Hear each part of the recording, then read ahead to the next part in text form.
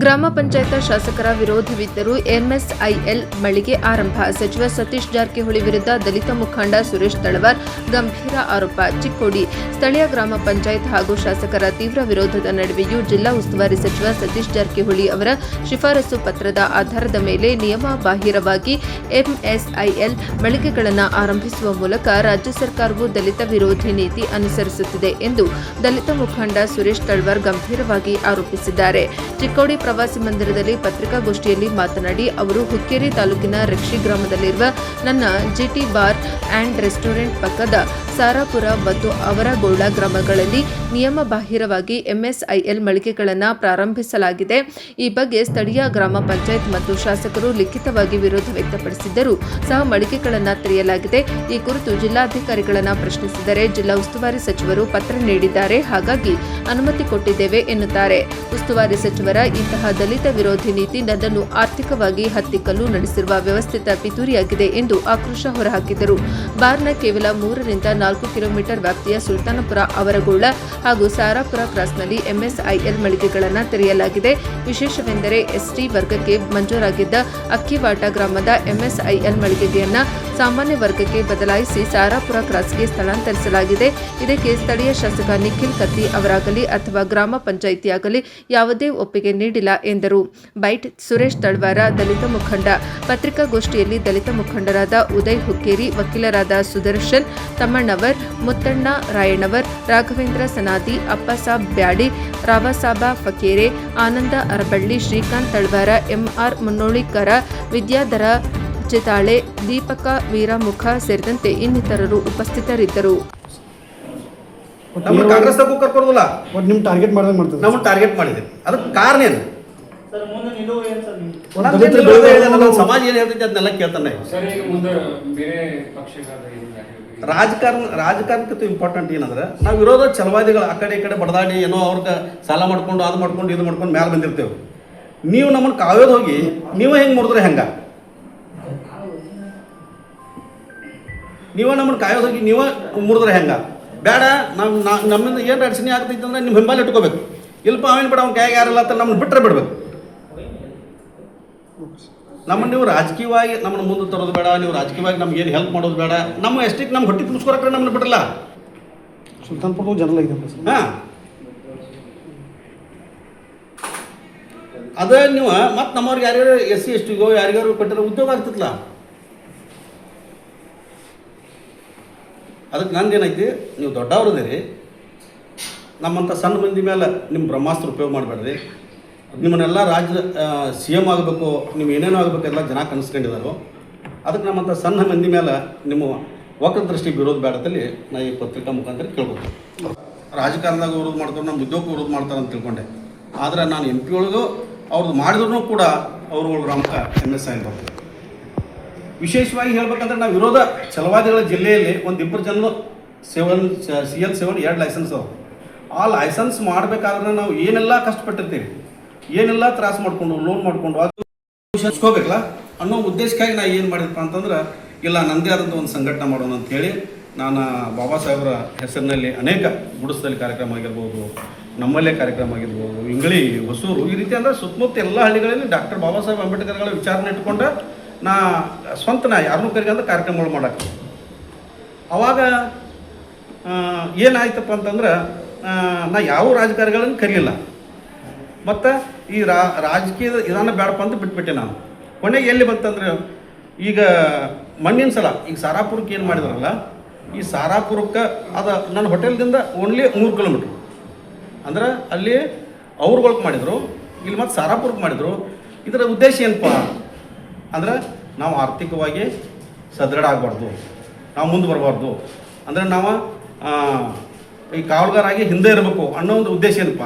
ಅದಕ್ಕೆ ನನಗೇನಾಯ್ತಪ್ಪ, ನಾ 2 ಸಲ ನಮ್ಮ ಸಮಾಜದ ಹಿರಿಯರಾದಂಥ ಮಹಾವೀರ್ ಮೋತಿ ಅವ್ರಿಗೆ ಹೇಳಿದೆ, ನಮ್ಮ ಹಿರಿಯರಾದಂಥ ಮಲ್ಲೇಶ್ ಚೌಳೆ ಅವ್ರಿಗೆ ಹೇಳಿದೆ, ನಾನೊಬ್ಬ ಛಲವಾದಿ, ನೀವು ಮಣ್ಣು ಬೆಳಗಾವದಲ್ಲಿ ಅವ್ರು ವಹಿಸ್ಕೊಂಡು ಪ್ರೆಸ್ ಮೀಟ್ ಮಾಡಿದ್ರಿ, ಅದಕ್ಕೆ ನನಗೂ ಅನ್ಯಾಯ ಆಗೈತಿ, ಅವ್ರ ಜೊತೆ ಮಾತಾಡ್ರಿ ಅಂತ ನಾ ಫೋನ್ ಮಾಡಿ ಹೇಳಿದೆ. 8 ದಿವಸ ಕಾಯ್ದೆ, 10 ದಿವಸ ಕಾದೆ, ಅವ್ರು ಅದಕ್ಕೆ ಏನೂ ರೆಸ್ಪಾನ್ಸ್ ಬರಲಿಲ್ಲ. ಅವಾಗ ನಾನು ಅನಿವಾರ್ಯ ನನ್ನ ಹಾದಿನ ಹುಡುಕಬೇಕಾಯ್ತು. ಅಂದರೆ ಅವಾಗ ನನ್ನ ಇನ್ನುಳಿದ ನನ್ನ ದಲಿತರನ್ನೆಲ್ಲ ಲೀಡರ್ಗಳನ್ನೆಲ್ಲ ಕರೆದು ವಿಚಾರ ಮಾಡಿದಾಗ ನನಗೆ ಈ ರೀತಿ ಅನ್ಯಾಯ ಆಗ್ತಾ ಇದೆ, ನಾವು ಏನು ಮಾಡೋಣ ಅಂದಾಗ ಎಲ್ಲ ಚಲವಾದಿಗಳ ಏನು ಡಿಸಿಷನ್ ತೊಗೊಂಡ್ರಪ್ಪ ಅಂತಂದ್ರೆ ಏನಾಗ್ತಿದ್ದಾಗಲೇ ನಾವೊಂದು ಚಿಕ್ಕೋಡಿ ಒಂದು ಕಾರ್ಯಕ್ರಮ ಮಾಡೋಣ, ಒಂದು ಮನವಿ ಕೊಡೋಣ, ಅದಕ್ಕೇನು ಆಫೀಸರ್ ಏನು ಮಾಡ್ತಾರೆ ನೋಡೋಣ ಅನ್ನೋ ಉದ್ದೇಶ ಇಟ್ಕೊಂಡು ಇವತ್ತು ನಾವು ಈ ಪ್ರತಿಭಟನೆ ಹಮ್ಮಿಕೊಂಡಿವಿ. ನಾವು ಒಂದು ಕಡೆ ಡಿ ಸಿ ಅವ್ರು ಹೋಗಿ ಭೇಟಿಯಾದೆ, ನಾವು ಆ ಕಡೆ ಈ ಕಡೆ ಸಾಲ ಮಾಡಿಕೊಂಡು ಏನೋ ಉದ್ಯೋಗ ಮಾಡಿದ್ದೀವಿ. ಕೊನೆಗೆ MP ಎಲೆಕ್ಷನ್ ಬಂದಾಗ ಮತ್ತೆ ಕರೆ ಹಚ್ಕೊಟ್ರು ಅವ್ರನ್ನು. ನಾವು ಹೋದಾಗ ಹೇಳಿ ನಾನು ಇಷ್ಟು ದಿವಸ ನಿಮ್ಮ ಜೊತೆ ಇರ್ತಾನಂದ್ರೂ ನನಗೇನು ಮಾಡಲಿಲ್ಲ ನೀವು, ಅದಕ್ಕೆ ಈಗಾದರೂ ಸಹಿತ ಪಕ್ಷದಾಗ ಯಾವುದಾರ ಒಂದು ಸ್ಥಾನಮಾನ ಕೊಡ್ರಿ, ನನಗೆ ಕೆಲಸ ಮಾಡೋಕೆ ಅನುಕೂಲ ಆಗ್ತೈತಿ ಅಂತೇಳಿ ಹೇಳಿದಾಗ ಆಯಿತು ನಾವು ಏನಾರು ಮಾಡೋಣ ಅಂತ ಹೇಳಿ ನಾ MP ಒಳಗೆ ಎಲೆಕ್ಷನ್ ಅಂದರೆ ಭಾಳ ಮೈಮೇಲೆ ತೊಗೊಂಡು ಮಾಡಿದ್ವಿ. ಸ್ವತಃ ಸತೀಶ್ ಜಾರಕಿಹೊಳಿನ ನಮ್ಮ ಊರಿಗೆ ಕರೆಸಿ ದೊಡ್ಡ ಕಾರ್ಯಕ್ರಮ ಮಾಡಿ ಜನರೆಲ್ಲ ಸೇರಿಸಿ ಭಾಳಷ್ಟು ದೊಡ್ಡ ಕಾರ್ಯಕ್ರಮ ಮಾಡಿದ್ವಿ. ಆ ನಂತರ ಬೆಳಗಾವಿಯಿಂದ ಎಷ್ಟೋ ಜನ ನಮ್ಮ DSS ಲೀಡರ್ಗಳು ಬಂದರು. ನಮ್ಮ ಹೋಟೆಲ್ದಲ್ಲಿ ಅವ್ರು ಇರಾಕ್ ವ್ಯವಸ್ಥೆ ಮಾಡಿ, ಅಲ್ಲೇ ಎಲ್ಲ ಪ್ರೆಸ್ ಮೀಟ್ ಮಾಡಿ, ಅವ್ರು ಊಟದ ವ್ಯವಸ್ಥೆ ಮಾಡಿ, ಜೊತೆಗೆ ಒಂದು ಗಾಡಿ ಮಾಡ್ಕೊಂಡು ನಮ್ಮ ದಲಿತ ಸಂಘಟನೆ ಎಲ್ಲ ಹಿರಿಯರನ್ನು ಕರ್ಕೊಂಡು ಪೂರ್ತಿ ಎಲ್ಲ MP ಕಾನ್ಸ್ಟಿಟ್ಯೂನ್ಸಿ ಎಲ್ಲ ತಿರುಗಾಡಿ ನಾನು ಪ್ರಚಾರ ಮಾಡಿದೆ. ಪ್ರಚಾರ ಮಾಡಿದಂಥ ರಿಸಲ್ಟ್ ಆಯಿತು, ಎಲ್ಲ ಆಯಿತು. ಆ ನಂತರ ಸಹಿತ ನಮ್ಮನ್ನೇನವ್ರ ಪಕ್ಷದಾಗ ಕರ್ಕೋಬೇಕು, ಗುರುತಿಸ್ಬೇಕಂತ ಮಾಡಲಿಲ್ಲ.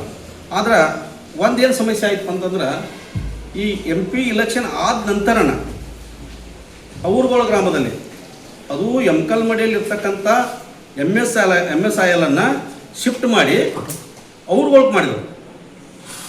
ಅವಾಗ ನಾನು ವಿಚಾರ ಮಾಡಿದೆ, ಯಾಕಪ್ಪ ನಾವೆಲ್ಲ MP ಇವ್ರು ಸಪೋರ್ಟ್ ಮಾಡಿದ್ದೀವಿ, ನಂದು ಉದ್ಯೋಗ ಐತಿ, ಯಾಕೆ ಇವ್ರು ಇಲ್ಲಿ MSIL ಶಿಫ್ಟ್ ಮಾಡಿದ್ರು ಅನ್ನೋ ಒಂದು ಕೊರಗ ಕಾಡಕೈತೆ ನನಗೆ. ಇಷ್ಟೆಲ್ಲ ನಾವು ಅನುಕೂಲ ಮಾಡಿದ್ರು ಸಹಿತ ಹಿಂಗೆ ಮಾಡಿರಲ್ಲ ಅಂತ ಹೇಳಿ ಅದು ಎಮ್ಕಲ್ಮಡಿಯಿಂದ ಹುಕ್ಕೇರಿ ಕಾನ್ಸ್ಟಿಟ್ಯೂನ್ಸಿಗೆ ಶಿಫ್ಟ್ ಮಾಡಿದ್ರು. ಅದು ಸಹಿತ ನನ್ನ ಹೋಟೆಲ್ ಭಾಳಷ್ಟು ಅನಾನುಕೂಲ ಆಗೈತೆ. ಅವಾಗ ಸುರೇಶನ ತಲವಾರ್ ಅವರು ತಮ್ಮ ವಾಸ್ತವ ಸಂಗತಿಗಳನ್ನು ತಮ್ಮ ಮುಂದೆ ಸವಿಸ್ತಾರವಾಗಿ ಬಿಚ್ಚಿಟ್ಟಿದ್ದಾರೆ. ಇವತ್ತು ಕೆಲವೊಂದು ಜನರಿಗೆ ಒಂದು ವಿಶೇಷವಾಗಿ ಏನು ಅನಿಸಿದೆ ಅಂದರೆ, ಇವರು ಒಂದು ಬಾರ್ ಸಲುವಾಗಿ ಆಗಲಿ ಅಥವಾ ಒಂದು ಶೆರೆ ಅಂಗಡಿ ಸಲುವಾಗಿ ಆಗಲಿ ಇಷ್ಟು ಜನರನ್ನೆಲ್ಲ ಕೂಡಿಸಿದವರು ಪ್ರತಿಭಟನೆ ಮಾಡಿದ್ದಾರೆ ಅಂತ ಕೆಲವೊಂದು ಕಡೆ ಕೇಳಿ ಬರ್ತದೆ. ಆಗ ಪ್ರಶ್ನೆ ನಮ್ಮದು ಬಾರ್ದಾಗಲಿ ಅಥವಾ ಶೆರೆ ಅಂಗಡಿದಾಗಲಿ ಅಲ್ಲ, ಇದು ಒಂದು ಸ್ವಾಭಿಮಾನ. ನಮ್ಮ ಸ್ವಾಭಿಮಾನಕ್ಕೆ ಧಕ್ಕೆ ಬಂದಿದೆ. ನಮ್ಮಲ್ಲಿ ಇರ್ತಕ್ಕಂಥ ಒಬ್ಬ ಉದ್ಯೋಗಪತಿ ಉದ್ಯೋಗನ ಮಾಡ್ತಾ ಇದ್ದಾರೆ. ಆ ಉದ್ಯೋಗಕ್ಕೆ ಒಂದು ಕುಂಠಿತಗೊಳಿಸ್ತಕ್ಕಂಥ ಕಾಣದ ಕೈಗಳು ಇವತ್ತು ಕಾಣಿಸ್ತಾ ಇವೆ. ಸೊ ಆದ್ದರಿಂದ ನಾವು ಇವತ್ತೆಲ್ಲರೂ ಅನಿವಾರ್ಯವಾಗಿ ಸುರೇಶ್ ಅಣ್ಣ ಅವರಿಗೆ ನಾವೆಲ್ಲರೂ ಬೆಂಬಲವನ್ನು ಕೊಡಬೇಕಾಗಿತ್ತು. ಆ ರೀತಿ ನಾವು ಇವತ್ತು ಅನೇಕ ತಾಲೂಕುಗಳಿಂದ ಬಂದಿರತಕ್ಕಂಥ ಅಥಣಿ ಆಗಿರ್ಬೋದು, ಗೋಕಾಕ್ ಆಗಿರ್ಬೋದು, ರಾಯಬಾಗ್ ಆಗಿರ್ಬೋದು, ಚಿಕ್ಕೋಡಿ, ಹುಕ್ಕೇರಿ ಎಲ್ಲ ತಾಲೂಕುಗಳಿಂದ ಇವತ್ತು ಜನರು ಬಂದು ಸುರೇಶ್ ಅಣ್ಣ ಅವರಿಗೆ ಬೆಂಬಲವನ್ನು ಕೊಟ್ಟಿದ್ದಾರೆ. ಇದನ್ನ ಅರ್ಥ ತಾವೆಲ್ಲರೂ ತಿಳ್ಕೋಬೇಕು. ನಮ್ಮಲ್ಲಿ ಈ ಒಂದು ಚಲವಾದಿ ಸಮುದಾಯದ ಯಾರಾದರೂ ಒಬ್ಬರು ಉದ್ಯೋಗಪತಿಗಳಾಗಲಿ ಅಥವಾ ಮತ್ತಿನ್ನು ಯಾರಾಗಲಿ ಏನಾದರೂ ಅನ್ಯಾಯ ಆಗ್ತಾಯಿದ್ರೆ ನಾವೆಲ್ಲರೂ ಕೂಡ್ಕೊಂಡು ಅದನ್ನು ನಾವು ಅನ್ಯಾಯವನ್ನು ಶ್ರೀಕಾಂತ್ ತಳವಾರ್ ದಲಿತ ಸಂಘದ ಜಿಲ್ಲಾ ಸಂಚಾಲಕರು ಬೆಳಗಾವಿ. ಒಂದು ನಡೆದಿದ್ದ ಪ್ರಶ್ನೆ ಏನಂತಂದರೆ, ಇವತ್ತಿಂದ ಶಾರ್ಟ್ಕಟ್ ಹೇಳ್ತೇನೆ. ಬೆಳಗಾವಿ ಜಿಲ್ಲೆಯಲ್ಲಿ ಚಿಕ್ಕೋಡಿಯಲ್ಲಿ ನಾವು ಮಾಡುವ ಈ ಕಾರ್ಯಕ್ರಮ ಮಾಡೋ ಉದ್ದೇಶ ಇಷ್ಟೇ. ಹುಕ್ಕೇರಿ ತಾಲೂಕಿನಲ್ಲಿ ನಡೀತಂಥ ಘಟನೆ ಇದ್ದರೂ ಕೂಡ ಅಬಕಾರಿ ಇಲಾಖೆ ಇಲ್ಲಿ ಚಿಕ್ಕೋಡಿಯಲ್ಲಿ ಐತೆ ಅನ್ನೋದ್ರ ಉದ್ದೇಶದಿಂದ ನಾವು ಇಲ್ಲಿ ಇವತ್ತಿನ ದಿವಸ ಕಾರ್ಯಕ್ರಮ ರೂಪರೇಷೆ ಮಾಡಿದ್ದಂತೂ ಐತಿ. ಇಷ್ಟ ನಮ್ಮ ದಲಿತರಿಗೆ ಒಂದು ಅನ್ಯಾಯ ಆದಾಗ, ಅದರಲ್ಲಿ ಚಲವಾದಿ ಜನಾಂಗ ಅನ್ಯಾಯ ಆದಾಗ ನಾವು ಹೋರಾಟಕ್ಕೆ ಇಳಿಬೇಕಾಗ್ತೈತಿ. ನೀವು ಒಂದು ನಿಯಮಾವಳಿ ನೋಡ್ಕೊತ ಬಂದಾಗ ಇಂತಿಷ್ಟು ಕಿಲೋಮೀಟ್ರ್ ನಮಗೆ ಪ್ರಶ್ನೆ ಬೇಡ. ಎಲ್ಲೆಲ್ಲಿ ಭಾರಗಳು ತೆಗಿಬೇಕು, ಅವ್ರಿಗೆ ಅನುಕೂಲ ಇದ್ದಲ್ಲಿ ತೆಗಿತಾರೆ, ಯಾರಿಗೆ ಅನಾನುಕೂಲ ಇದ್ದಲ್ಲಿ ಅವ್ರಿಗೆ ಹೆಚ್ಚಿಗೆ ತೆಗೆದುಕೊಡ್ತಾರೆ. ಅಂದರೆ ಅನಾನುಕೂಲ ಮಾಡೋ ದೃಷ್ಟಿಯಿಂದ ಮಾಡ್ತಾರೆ. ಅದು ಯಾರು ಮಾಡ್ತಾರೆ ಅನ್ನೋದು ಎಲ್ಲರಿಗೂ ಗೊತ್ತು ಐತಿ, ನಾವು ಪ್ರಶ್ನೆನೇ ಬೇಡ. ಒಂದು ಹೇಳ್ರಿ, ನಮ್ಮ ಜನಾಂಗನ ಡ್ರಿಂಕರ್ಸ್, ನಮ್ಮ ಜನಾಂಗ ಅದರಲ್ಲೂ ಸ್ವಲ್ಪ ಮ್ಯಾಗಿನ ಜಾತಿ ಇರ್ಬೋದು. ಈ ಜನಾಂಗನ ಹಾಳು ಮಾಡೋ ದೃಷ್ಟಿಯಿಂದ ಅವರು ಸಾಕಷ್ಟು ಬಾರ್ಗಳು ತೆಗೆದು ನಾವು ವಿರೋಧ ಮಾಡಿಲ್ಲ. 45-46 ವರ್ಷ ನಾವು ಹೋರಾಡಿದಾಗ ಯಾರನ್ನೂ ವಿರೋಧ ಮಾಡಿಲ್ಲ. ಅಬಕಾರಿ ನಾವು ಫಸ್ಟ್ ಟೈಮ್ ಇಲ್ಲಿ ಮಾಡಿದ್ದು. ಅಂದರೆ ಇದರ ಉದಾಹರಣೆ ನಮ್ದು ಇಷ್ಟ ಐತಿ. ನಮ್ಮ ಜನಾಂಗಕ್ಕೆ ಪೆಟ್ಟು ಕೊಡಾಗ ನಮ್ಮ ಬೆಳಗಾವಿ ಜಿಲ್ಲೆಯಲ್ಲಿ ನಮ್ಮ ಚಲವಾದಿ ಜನಕ್ಕೆ 1-2 ಲೈಸೆನ್ಸ್ ಬಿಟ್ಟರೆ 14 ಜಿಲ್ಲಾ ಆದಾಗ 1 ಲೈಸೆನ್ಸ್ ನಮಗಿಲ್ಲ. ಆ ಜನಾಂಗದ ಮೀಸಲಾತಿ ಪ್ರಕಾರ ಎಷ್ಟು ಜನಾಂಗಕ್ಕೆ ಇವರು ಅಬಕಾರಿ ಇಲಾಖೆಯಿಂದ MSIL ಇರ್ಬೋದು, ಶಿವನ್ ಸೇರಿ ಹಲವಾರು